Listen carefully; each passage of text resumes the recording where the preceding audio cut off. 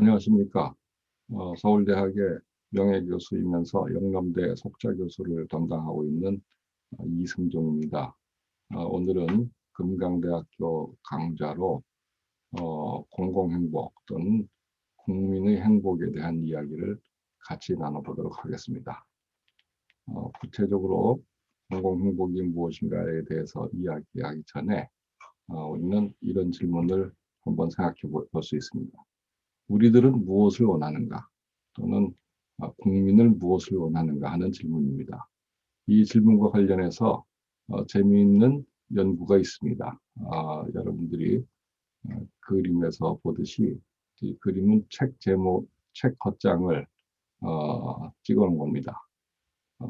베리 나잇이라는 영국의 학자를 중심으로 일본의 연구자들이 영연방 국가들의 시민 10,000명을 대상으로 재미있는 질문을 했습니다.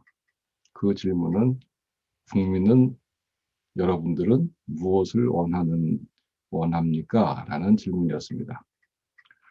그러한 질문에 대해서 놀랍게도 대부분의 응답자들은 한 가지 대답을 한 것으로 나타났습니다. 그 대답은 발전이었습니다. 응답자들의 대부분은 우리는 발전을 원한다고 했습니다. 어제의 삶보다 오늘의 삶이 낫고 오늘의 삶보다 내일의 삶이 낫기를 바란다는 것이었습니다. 주로 그러니까 발전을 원한다는 겁니다. 발전은 영어로는 progress 또는 development 이렇게 얘기할 수 있겠죠. 우리는 어떻습니까? 우리들도 간간의 조사를 보면 대부분 우리도 발전을 원한다고 생각합니다. 우리가 열심히 공부하고 우리가 열심히 체력을 다지고 우리가 수양을 하는 것은 사실 전부 발전을 하기 위한 것입니다. 좀 더 나은 미래를 위해서 우리가 노력을 하는 것이죠. 근데 이제 문제는 도대체 그럼 발전이 무엇이냐 하는 겁니다. 발전이 무엇인가? 여기 대해서 과거에는 총량적 경제성장, 국가 차원에서 보면 경제성장이 발전이라고 생각했습니다. 개인도 역시 소득이 올라가는 것이 주로 발전이라고 생각했습니다. 열심히 일해서 돈 벌어서 집을 사고 차를 사고 하는 것이 발전이라고 생각했습니다. 그러니까 어떤 나라가 얼마나 발전했냐 이런 것을 물을 때 우리는 간단하게 GDP, 국민 총소득을 측정하면 됐습니다. 우리 대한민국이 3만 불 소득이다 라고 이야기했을 때는 결국 총량적 경제로서 우리가 발전을 측정한다는 얘기입니다. 그런데 그렇게 발전을 했는데 국민들이 행복하지 않은 거예요. 경제가 발전했는데 국민들이 반드시 행복해진 게 아닙니다. 여러분들 옛날보다 소득이 높아졌다고 더 행복해졌습니까? 글쎄요, 그 답이 확실하지가 않습니다.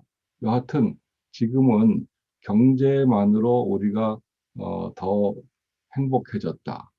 그러니까 옛날보다 우리가 더 발전됐다. 이렇게 얘기하기가 어려운 상황이 됐습니다. 지금 그래서 지금 21세기에 넘어오면서 새로운 생각이 나타나기 시작했는데 그것은 발전을 경제 중심으로 보는 관점에서 비경제적인 복지라든지 행복이라든지 웰빙이라든지 이런 측면에서 발전을 규정하는 쪽으로 변화가 생기기 시작했습니다. 이것은 개인도 그렇지만 특별히 21세기보다 정확하게는 2010년 전후로 해서 서구 개발국을 중심으로 국가 발전을 새롭게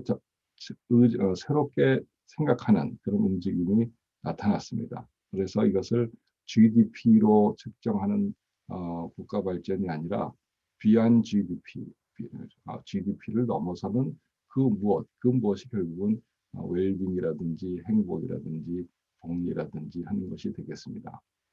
이런 생각을 국제사회에서 제일 먼저 이야기한 나라가 부탄으로 알려져 있습니다. 부탄은 어디에 있습니까? 혹시 어디 있는지도 우리가 알기 어려운 조그만 나라입니다. 히말라야 산맥에 네팔 옆에 있는 조그만 나라인데 인구 70만 정도, 그리고 국민 소득이 1인당 국민 소득이 연 2,000불 정도밖에 안 되는 소국입니다. 그런데 이 나라가 당시에는 이제 어, 입헌 군주국이죠. 이때 1972년도에 제4대 국왕인 왕추크라는 사람이 이런 재미있는 발표를 합니다. 우리는 지금까지는 경제를 중심으로 나라가 발전하느냐 안 하느냐 이렇게 얘기하는데, 우리가 국가 발전 계획을 5개년 계획을 세우는데, 이 계획이 성공적이냐 아니냐를 소득이 얼마나 늘어났느냐로 측정하지 않고, 그 계획이 출범하던 해하고 그 계획이 종료되는 해의 행복 수준을 비교해서 더 행복해졌을 때, 국민들이 더 행복해졌을 때 우리가 국가가 발전했다고 이야기하겠다. 지금까지 우리가 GDP 중심으로 발전을 이야기했다면, 우리는 Gross National Happiness, 즉 GNH, 국민 총행복으로 발전 여부를 결정하겠다. 이렇게 아주 창의적인 발표를 했습니다. 그러니까 이제 발전의 관점을 경제 중심에서 비경제 중심으로 바꾸는 거죠. 굉장히 획기적인 발상을 한 것입니다. 그런데 국제사회에서 그거 참 흥미있다 이런 반응은 있었지만, 그것이 본격적으로 국제사회에 확산되지는 않았습니다. 그러다가 2000년대에 들어오면서 서구 개발국을 중심으로 GDP 대신 행복 또는 웰빙, quality of life, 삶의 질 등을 발전 목표로 생각하는 관심이 늘어나기 시작했습니다. 과거에는 국가들이 성장 경쟁을 했습니다. 그러다가 복지 지출을 늘리는 경쟁을 했습니다. 사회복지 지출을 많이 늘리느라고 했었죠. 그러다가 그렇게 해도 국민들이 행복해지지 않는 생각이 들었습니다. 그러니까 우리가 미디어 언론에서 많이 보지만, 외국의 개발국들에서 사회가 양극화되고, 그다음에 청년들의 실업도 문제가 되고, 그러면서 또 여러 가지 사회 내부에서 충돌들을 나고 데모도 많이 하고, 뭐 여러 가지 이 부정적인 사회 현상이 나타나기 시작했습니다. 이게 경제를 발전시켜도 복지를 강화해도 국민들이 행복하지 않구나 하는 데 대한 자각이 생깁니다. 그래서 이런 데 대한 자각을 중심으로 서구 개발국 중심으로 국가 발전 목표를 경제 중심의 발전 목표에서 즉 양적 발전 목표에서 비경제적인 발전 목표, 즉 질적 발전 목표로 관심을 전환하는 추세가 나타나기 시작했습니다. 우리가 삶의 질이라든가 보다 나은 삶이라든가 행복이라든가 웰빙이라든가 커뮤니티 이런 것들을 강조하면, 그것이 이 같은 관심 전환 추세를 나타내는 하나의 키워드들이 되겠습니다. 이와 같이 경제로부터 비경제적인 측면으로 발전을 생각하는 그러한 관심 추세의 등장은 어느 소수 국가의 현상이 아니고, 지금은 상당히 많은 국가들에게 나타나는 현상이고, 따라서 세계적인 추세라고 이야기할 수 있습니다. 예를 들어서 그 국제적으로는 어떤 동향이 있는가를 한번 살펴보면, 여기 나와 있는 대로 이 영어로 써서 미안합니다만 그냥 번역하는 것보다 영어 단어로 쓰는 것이 더 쉬울 것 같아서 해놨는데, 여기 보면은 국제적인 동향을 지방 단위의 움직임, 국가 단위의 움직임, 국제기구의 움직임, 그 다음에 학문 세계 움직임으로 정리를 해봤습니다. 여기 보면 각 지방에서 미국, 오스트레일리아, 영국, 프랑스, 뉴질랜드 이런 데 대해서 여러 주나 지방 정부들이 인디케이터, 지표, 커뮤니티 인디케이터, 커뮤니티 지표들을 이런 데 대한 그 프로젝트들을 많이 시행한 것을 알 수 있습니다. 왜 갑자기 지표냐?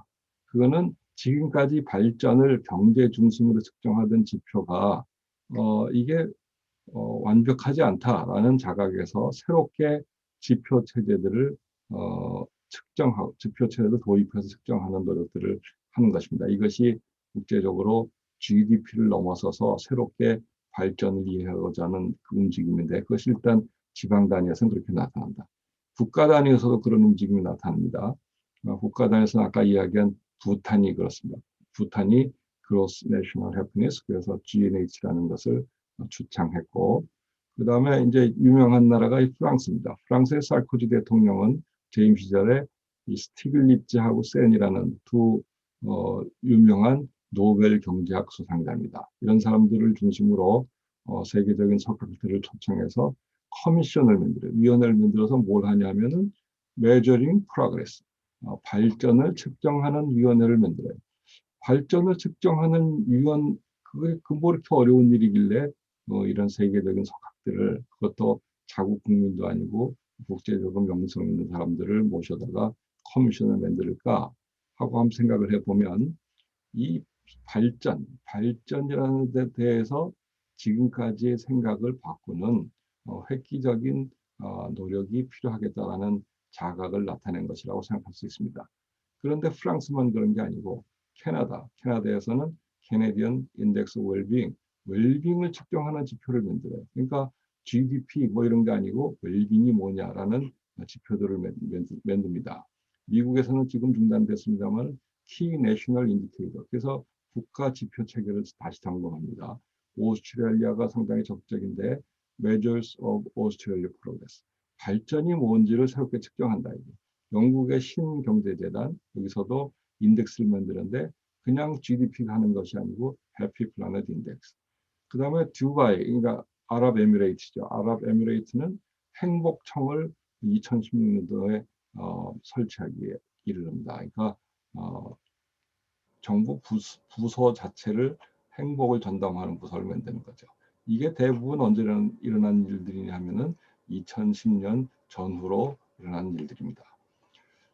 지방정부와 국가만 그런 것이 아니고 국제사회에도 굉장히 이러한 움직임에 적극적입니다.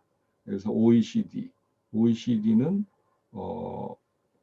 Measuring the Progress of Society라는 그러한 프로젝트를 해서 거기서 Better Life Index, 그러니까 보다 나은 삶의 지표를 만듭니다. 그러니까 GDP가 아니고 GDP를 포함해서 다양한 측정 지표들을 해서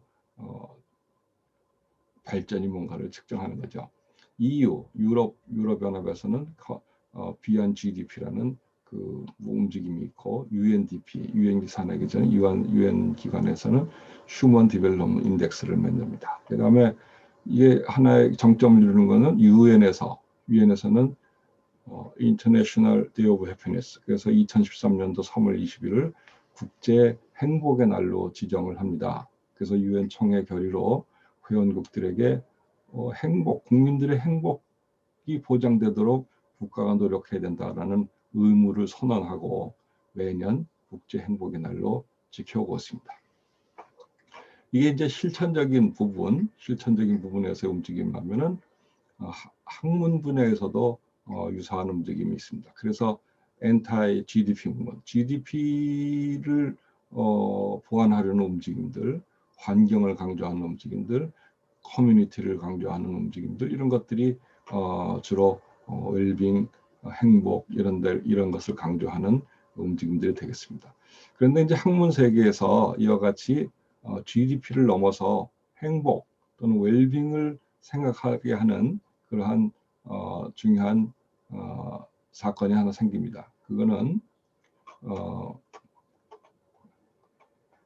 여러분들 잘 아시겠지만 이스털린 패러독스라는 겁니다. 이스털린 패러독스는 이스털린이라는 경제학자가 1974년도에 조그만 논문을 하나 씁니다. 그 논문의 핵심적인 내용은 다음과 같습니다. 왜냐하면 이 그림에 나타난 건데, 이 그림에 보듯이 이 이제 가로축은 real GNP per head, 그러니까 1인당 국민 소득이에요. 그 다음에 이 세로축은 personal happiness rating, 그러니까 개인의 행복 수준입니다. 그러니까 그러면 어떻게 생각합니까? 과거에는 이 소득이 올라가면 올수록 경제가 중요하니까 행복도 증가할 거다 이렇게 생각했어요. 근데 여기 보시면 여기 나이지리아, 필리핀, 파나마, 브라질, 유고슬라비아, 일본, 폴란드, 이스라엘, 그다음에 서독 이런 식으로 되어 있습니다. 근데 이 서독, 이스라엘은 잘 경제적으로 개발된 나라들이고 일본도 그렇고, 근데 나이지리아, 필리핀 이런 데는 경제적으로 굉장히 낮은 그런 나라입니다. 그런데 행복 수준은 비슷하게 나오는 거죠. 굉장히 지금까지의 생각으로는 이해가 잘 안 되는 그런 이야기를 했습니다. 그래서 이스털린이라는 이 학자가 이야기한 것이 하는 역설이다 이게. 왜 역설이냐면은 지금까지는 경제하고 행복이, 경제가 높으면 행복 수준이 높아진다. 즉 경제와 행복은 손을 나란히 잡고 가는 형제인 줄 알았는데 이게 그런 게 아니구나. 그래서 이게 이스털린 패러독스다 해서 충격을 주는 그 논문이 됐습니다. 그래서 그 다음에 이제 후속 연구들이 많이 나옵니다. 그래서 이스털린 패러독스가 맞냐, 안 맞냐, 뭐 그러는데 이제 어떤 연구는 이 그레함이라는 연구자가 하는 거는 이렇게 한 2만 5천에서 3만 불 갈 때까지는 행복이 이렇게 올라가는데 일정 소득 수준 이상으로 가면은 행복이 더 이상 증가하지 않는다. 그러니까 우리가 가난할 때는 경제가 중요하지만 어느 정도 경제가 좋아지면 행복이 더 이상 이렇게 같이 좋아지지 않는다 이런 생각을 하는 겁니다. 이와 같이 실천적인 부면에서나 학문적인 부면에서나 2000년대 넘어오면서 행복에 대한 본격적인 관심이 생겼습니다.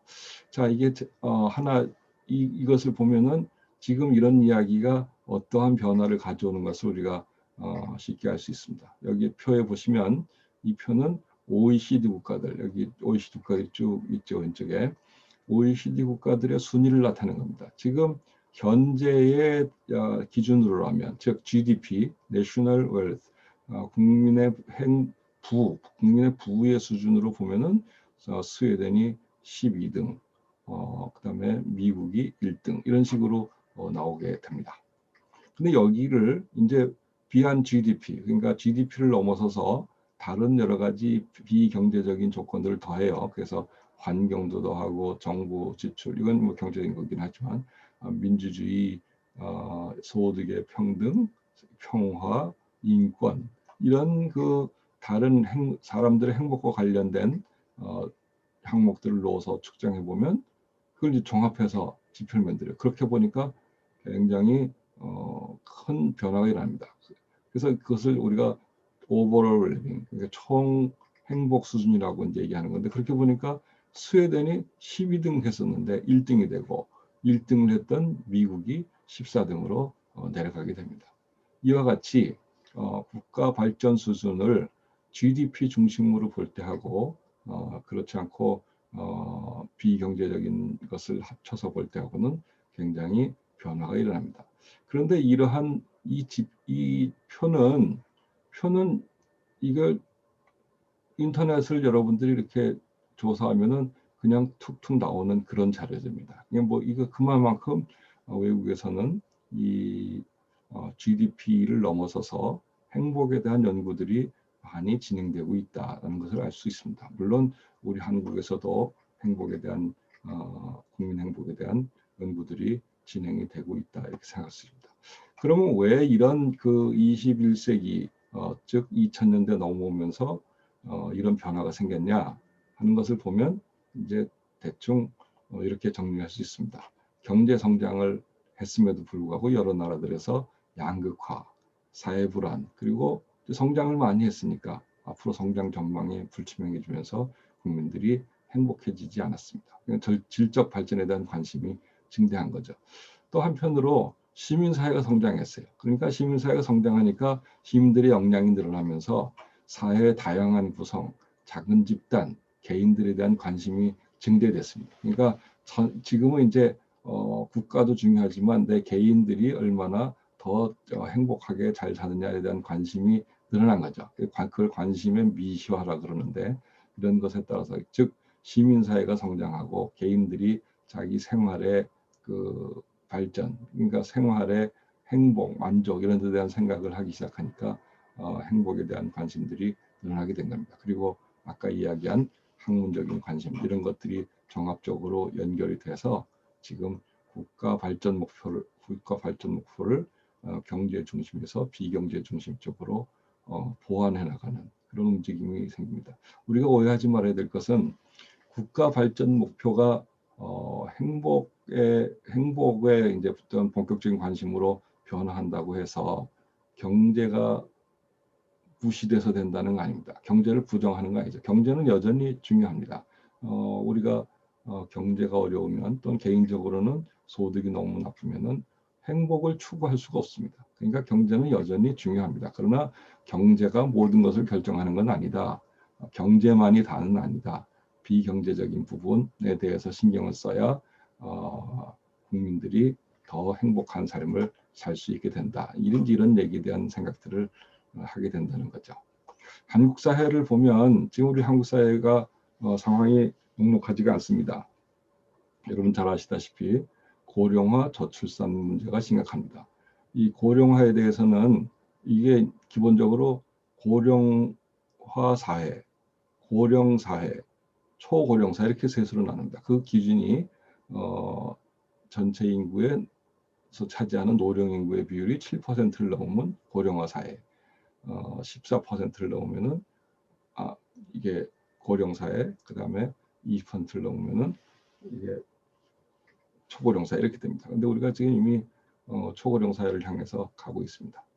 출산율은 우리나라가 세계에서 제일 낮기로 1등입니다.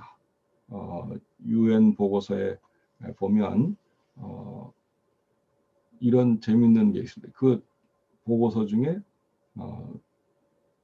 이런 질문이 나옵니다. 지구상에서 가장 먼저 없어질 국가는 하는 그 챕터가 하나 있어요. 근데 그 답이 놀랍게도 대한민국입니다. 현재의 출산율을 유지하면 우리가 이제 1%가 안 되죠. 그러면은 2300년경에는 대한민국은 인구 5만 명으로 줄어든다. 인구 5만 명 이제 더 이상 국가라고 유지하기가 어렵죠. 그러니까 그런 상황. 그러니까 이런 우리가 고령화는 증가하고 출산율은 낮아지면서 인구가 급속히 줄죠. 인구가 작아질 뿐만 아니라 생산력이 줄어드니까 국가 발전의 원동력이 저하된다. 이렇게 생각할 수 있습니다. 사회 양극화, 진위 계수가 이제 사회 불평등도를 얘기하는 건데 이 진위 계수 점점 나빠집니다. 사회 불평등이 심해집니다. 잘 사는 사람은 더 잘 살고 못 사는 사람은 더 못 살게 되는 그 격차가 심해지는 그러니까 중산층이 굉장히 약해지는 그런 어려운 문제가 생깁니다. 또 청년 실업 문제 심각합니다. OECD 국가 중에서 우리가 최하위권을 유지하고 있습니다. 근데 이제 더 문제는 고령화가 진행이 되니까 지금 어떤 문제가 있냐면은 노인 부양률이 늘어납니다. 이거는 뭐냐면은 인구 100명당 20 내지 64세의 생산 가능 인구가 부양해야 될 65세 이상 인구를 나타내는 것을 우리가 노인 부양률이라고 합니다. 그 노인 부양률이 지금은 국가적으로 비교하면 이게 초록색으로 나타나는 게 이제 노인 부양률인데 한국이 이렇게 보면 이게 빨간 그래프가 빨간 막대기가 이게 이제 OECD 평균이에요. 근데 한국은 그보다 아직은 노인 부양률이 적지만 이게 급격히 우리가 노인 부양률이 늘어나고 있기 때문에 이게 2060년에 가면 한국이 노인 부양률이 세계에서 제일 상위권으로 바뀌게 되어 있습니다. 실제로 지금 어림잡아 통계를 보면 현재 우리가 인구 약 4명당 1명의 노인을 부양해야 되는 그런 상황입니다. 4명당 생산 가능 인구 4명당 노인 1명을 부양할 수 있습니다. 그런데 이게 앞으로 2030년경 가면 약 2.5명당 노인 인구 1명을 부양해야 됩니다. 근데 2040년에 가면 생산 가능 인구 1인당 노인 1명 정도를 부양해야 됩니다. 굉장히 심각한 상황이 되죠. 그런데 청년 실업 때문에 청년들의 소득이 없고 뭐 이런 상황입니다. 그러니까 이게 한국이 굉장히 어려운 도전에 직면해 있다. 근데 그런 상황에서 사람들이 행복하게 살 수가 있겠습니까? 그러니까 이게 행복이 굉장히 중요한 문제가 되고 있다 하는 것을 생각했습니다. 여기 보면 세계 행복 수준 이렇게 나와 있는데 이거 보시면은 세계에서 잘 사는 나라들이 여기 보면은 이 색깔이 옅을수록 행복한 나라입니다. 그런데 보면 뭐 미국이 세계에서 제일 행복한 나라는 아닙니다. 또 유럽 국가도 보면은 잘 사는 나라들이 대체로 못 사는 나라들보다는 잘 사는 나라들이 행복하게 나타나니까 경제가 중요하죠. 그런데 반드시 그것이 결정하는 거 아니다. 예를 들어서 일본 같은 나라도 행복 수준이 세계 최고의 아닙니다. 한국도 OECD 국가인데 행복 수준이 그렇게 높은 편 아닙니다. 중국하고 뭐 비슷하고 뭐 이런 식입니다. 그러니까 이것을 보면 경제가 행복 수준을 결정하는 게 아니구나. 완전히 다 결정하는 게 아니구나 이렇게 생각할 수 있습니다. 우리가 이제 많이 얘기되고 있는 것 중에 사람이 행복하지 않으면 자살하잖아요. 그 극단적인 경우에 이게 보면은 한국의 자살률이 세계에서 최상위권에 가 있습니다. 이게 이제 이쪽으로 갈수록 짙은 붉은색이 이게 자살률이 높은 겁니다. 그러니까 한국이 굉장히 어려운 상황이죠. 그런데 이제 문제는 여기 붉은색이 OECD 국가별 자살률 추이를 보는 건데 OECD 국가들은 평균이 대충 이렇게 줄어드는 쪽으로 완만하게 줄어들고 있습니다. 그런데 대한민국은 자살률이 급격하게 늘어나고 있다. 이런 것을 알 수 있습니다. 그래서 그 행복의 문제를 우리가 관심을 가져야만 된다. 이렇게 생각할 수 있습니다. 그런데 이제 이 행복 문제가 앞으로 점점 심각해집니다. 여기에 지금 아까 얘기한 사회적 양극화, 그다음에 뭐 불평등 문제, 성장의 정체 여러 가지 문제 때문에 우리가 행복에 대한 관심이 늘어난다 그랬지 않습니까? 그런데 이제 요새는 4차 산업혁명 시대 이렇게 돼가지고 AI, 로봇, 뭐 지식정보화 시대 이런 이거 우리가 안 해봤던 것들, 과거에 없던 새로운 현상들이 나타나니까 앞으로 우리의 삶이 어떻게 되지? 뭐 이런 불안이 생겼습니다. 앞으로 어떻게 될지 사실 예측이 잘 안 갑니다. 어떤 직업은 굉장히 전망이 좋아진다 그러고 어떤 직업은 전망이 나빠진다 그러고 그리고 우리가 옛날에 학교에서 배웠던 게 이제 잘 소통이 안 돼요. 뭐 이런 식으로 4차 산업혁명 시대는 사회 구조가 근본적으로 바뀌면서 우리들의 행복, 웰빙에 대한 불안감이 생겼기 때문에 점점 더 행복에 대한 관심이 높아질 수밖에 없습니다. 또한 여기에 대해서 최근에 코로나 바이러스가 이제 세계적으로 전염병이 확산되고 있지 않습니까? 이것에 대해서 우리가 행복 문제가 사실 더 심각해집니다. 이게 21세기 들어오면서 경제 중심의 생각에서 비경제 중심적인 생각이 보완되면서 이제 행복에 대한 생각이 늘어났다 그러지 않습니까? 그게 이제 코로나 전염병이 확산되면서 더더욱 행복에 대한 관심이 높아졌습니다. 그런데 이제 여기에 사회 이슈의 이중화라고 제가 써놨습니다만 행복에 대한 생각이 늘어나면은 경제에 대한 관심이 줄어들어야 되는데 이제 그렇지 않습니다. 왜냐하면 전염병이 확산되니까 경제가 불안하잖아요. 특히 자영업자도 굉장히 어려워합니다. 그다음에 여행업계 굉장히 어려워합니다. 그다음에 산업 활동이 침체되면서 취업 문제도 생기고 이제 이렇습니다. 그러니까 여러 가지로 그 경제 불안이 생기면서 경제에 대한 관심도 늘어납니다. 다만 이제는 성장을 많이 해야 되겠다는 생각보다는 생활이 좀 안정됐으면 좋겠다. 경제가 안정이 됐으면 좋겠다. 이런 생각들이 강해지죠. 그러니까 결국 지금은 한편으로는 행복에 대한 관심이 늘어나면서 한편으로는 경제에 대한 관심이 내용적 변화를 갖고 있다 하는 생각을 할 수 있습니다. 이런 것들이 결국은 우리가 행복에 대해서 생각해야 되는 때가 됐다. 그래서 저는 21세기 초반은 행복의 시대가 된다. 이게 행복한 시대가 아니고 행복의 시대, 행복에 대해서 생각을 해야 되는 시대가 됐다. 그 외에 뭐하러 행복이냐, 행복만이 중요하냐 이렇게 물어볼 수 있습니다. 국가 안보도 중요하고 사회적 평등도 중요하고 경제 발전도 중요하고 지역 균형도 중요하고 뭐 이런 여러 가지 얘기할 수 있습니다. 근데 결국 그게 다 왜 그렇게 하냐? 궁극적으로 우리가 바라는 거는 그렇게 해서 국민 개개인들이 더 행복해지기를 바라는 것. 국민들이 더 행복해지는 것. 그것이 결국 궁극적인 목적이 아니겠습니까? 그러니까 행복에 대해서는 레이아드라는 학자가 이렇게 얘기했습니다. 행복이 왜 중요하냐는 걸 물어볼 필요 없다. 그것은 너무도 자명하기 때문에 질문할 필요조차가 없는 이야기다. 이렇게 얘기한 바가 있습니다. 그렇습니다. 행복은 사실 굉장히 중요한 얘기입니다. 저희가 그 학생들을 가리키면서 이것저것 상담을 할 때 물어보면 결국은 학생들이 원하는 거는 우리 행복해지고 싶다 하는 거니까. 그러니까 그런 행복해지게 하기 위해서 국가도 노력하고 개인도 노력하고 해야 됩니다. 근데 이제 자칫 보면 행복은 개인의 문제라고 얘기하는 경우가 많습니다. 개인들이 행복하게 스스로 하는 거지 어떻게 국가가 책임을 지냐. 그런데 개인들의 행복은 개인이 가지고 있는 성격에도 영향을 받고 개인들이 자기의 그 원하는 바를 추구하는 그 노력에도 영향을 받지만 이게 개인의 행복이 개인에만 원인을 돌릴 수는 없습니다. 왜냐하면은 예를 들어서 층간소음, 아파트에 사는데 층간소음, 그거 개인에게만 맡기면은 이게 싸움을 하고 해결이 안 됩니다. 근데 국가가 제도적으로 그걸 적당히 조절해서 좀 더 불행을 막고 행복을 증진시키는 노력을 할 수 있습니다. 우리가 출근을 하고 등교를 할 때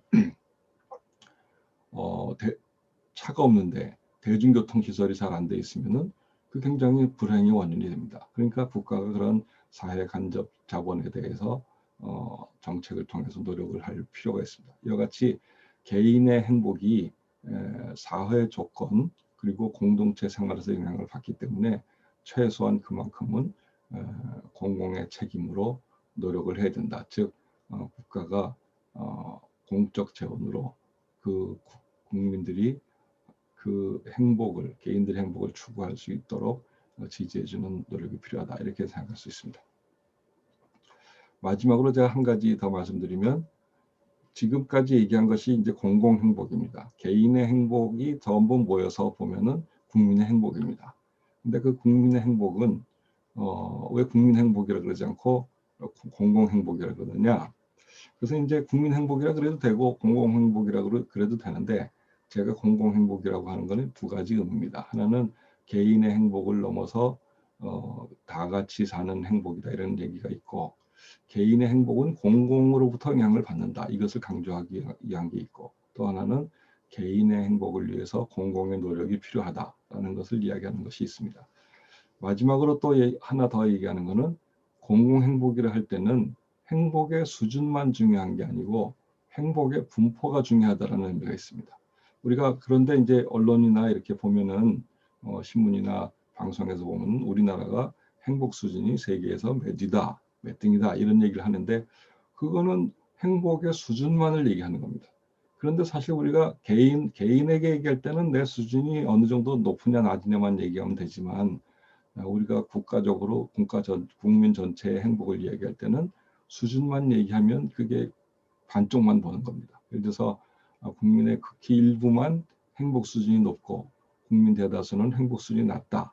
그러면 평균적으로는 아무리 행복 수준이 높아도 그 나라의 국민들이 행복한 생활을 하고 있다 이렇게 얘기할 수 없습니다. 그러니까 우리가 공공 행복 그럴 때 또는 국민 행복 그럴 때는 행복의 수준만 아니라 행복의 분포, 다른 말로 하면 행복의 평등 또는 불평등 이런 데 대해서 같이 이야기를 해야 됩니다. 그러니까 우리가 여러분들도 국민 행복, 세계 행복 수준 이렇게 얘기할 때 수준만 얘기하는 것은 이것만 보면 안 되겠다 이런 생각을 해야 됩니다. 우리는 분포를 같이 봐야 됩니다. 즉 국민 행복 또는 공공 행복 그러면 다 같이 행복한 사회지 일부만 행복한 사회를 얘기하는 건 아닙니다. 여기에 대해서 저하고 저희 연구단이 분석을 한 자료가 있는데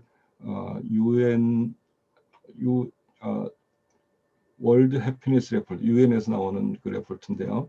거기에 나오는 100개국 이상의 국가를 대상으로 10년 이상의 기간 동안을 분석을 한 겁니다. 여기 위에서는 행복 수준이 이게 이제 밑에가 연도수고 가로축이 연도를 얘기하고 이 세로축은 행복 수준을 이야기하는 것.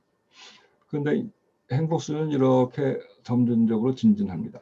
이 청색으로 나타낸 라인은 행복의 평등도를 얘기하는 평등도. 평등도가 전반적으로 보면 이렇게 올라가지만 이렇게 부침이 있습니다. 이렇게 행복 불평등과 이렇게 낮아지고 이런 거는 우리 경제 위기 이런 것들 때문에 그렇습니다. 여하튼 이걸 보면 대체적으로 행복의 수준하고 행복의 불평등도, 평등도는 아주 괴리가 큰 건 아니지만 그렇다고 이것도 손잡고 나란히 가는 건 아니다. 이렇게 괴리가 있다. 그러니까 우리가 공공행복을 이야기할 때는 공공행복 증진을 위해서 정책을 쓸 때는 이런 것들을 고려해서 노력을 해야 된다 하는 얘기를 할 수 있습니다. 다행한 것은 이 행복의 수준하고 행복의 분포가 완전히 정반대로 가는 것은 아니다. 그러니까 정책을 추진하는 입장에서는 그만큼 부담을 덜 수 있다. 그래서 그 행복의 수준도 높이고 행복의 분포도 높이는 것은 정책을 잘만 설계를 하면 그것이 가능하다 하는 것이 되겠습니다. 지금까지 최근에 21세기 들어와서 서구 개발국을 중심으로 GDP 중심의 발전관으로부터 비한 GDP를 넘어선 발전관으로 바꾸는 추세를 이야기했고, 그 발전 추세 하에서 우리나라도 이러한 발전 추세를 고려해서 국가 목표도 보완하고 국민과 정책 결정자들도 노력을 할 필요가 있다라는 이야기를 했습니다. 시간 관계상 자세한 얘기는 못 드리고 기본적인 이야기만 드리는 것으로 오늘의 강의를 마치겠습니다. 경청해 주셔서 감사합니다.